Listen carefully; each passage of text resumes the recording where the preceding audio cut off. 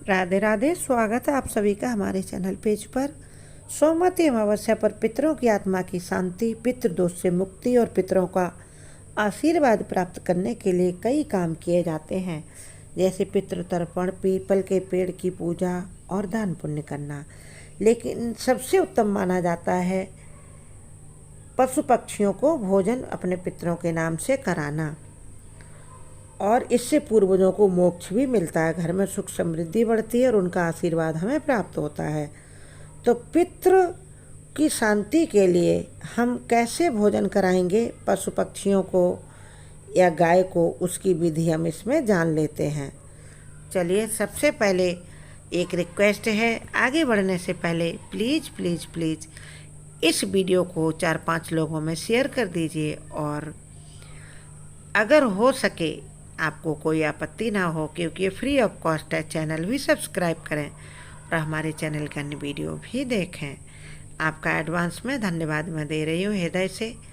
Support आप करते रहिए, ये बहुत ज़रूरी होता है हम सबको जीवन में एक दूसरे के सहारे से आगे बढ़ने के लिए। यह सपोर्ट ही ज़रूरी होता है।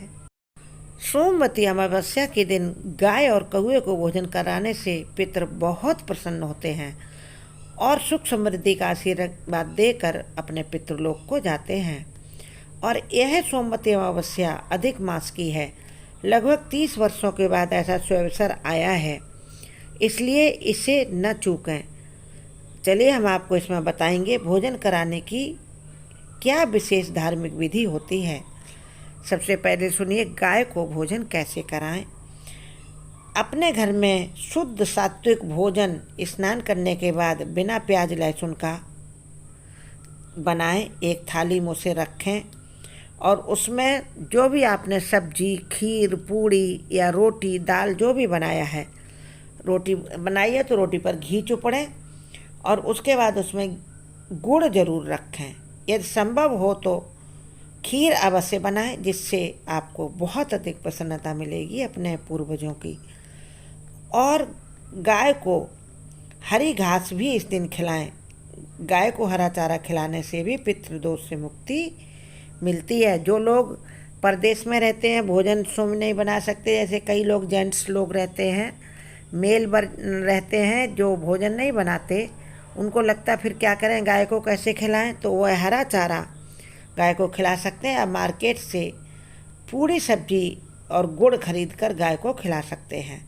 उसके बाद भोजन गाय को खिलाने के बाद गाय को प्रणाम करें, प्रार्थना करें कि हे हमारे पितृ देवता, आप गाय माता के माध्यम से हमें अपना आशीर्वाद प्रदान करें। इस प्रकार आप प्रार्थना करके और फिर पितरों की प्रसन्नता प्राप्त करेंगे। कौओं को भोजन कैसे कराएं। कौओं को पितरों का रूप या उनका संदेश वाहक माना जाता है। उन्हें खीर, पूड़ी या पके हुए चावल उड़द की दाल के साथ अर्पित करें या उड़द की दाल के बड़े बनाकर उनको खिलाएं। इसके लिए करना क्या है, एक पत्तल ले लें या फिर थाली ले लें। दिशा का ध्यान रखें। घर की छत पर या किसी खुले स्थान पर दक्षिण की दिशा की ओर मुंह करके आप भोजन रखकर आ जाएं और पितरों को मन ही मन याद करें, क्योंकि पितरों का वास दक्षिण दिशा में माना जाता है। और उस भोजन की थाली के साथ आप जल भी रखें। जैसे जैसे कौवे उस भोजन को खाएंगे, आपके पितर अधिक प्रसन्न होंगे और आप उनका आशीर्वाद प्राप्त करेंगे।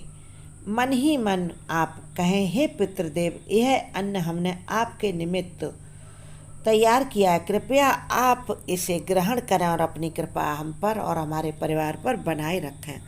आपका आशीर्वाद हम सभी पर निरंतर बना रहे। ध्यान रखने योग्य कुछ बातें हैं।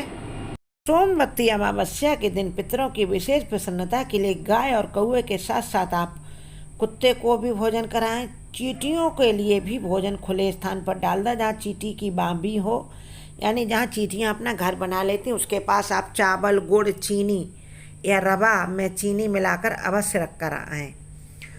और यह उपाय गाय को भोजन, कौवे का भोजन और कुत्ते या चींटियों का, ये सारा आपको दोपहर 11:30 से 12:30 के बीच में करना सबसे उत्तम रहेगा। राधे राधे राधे राधे।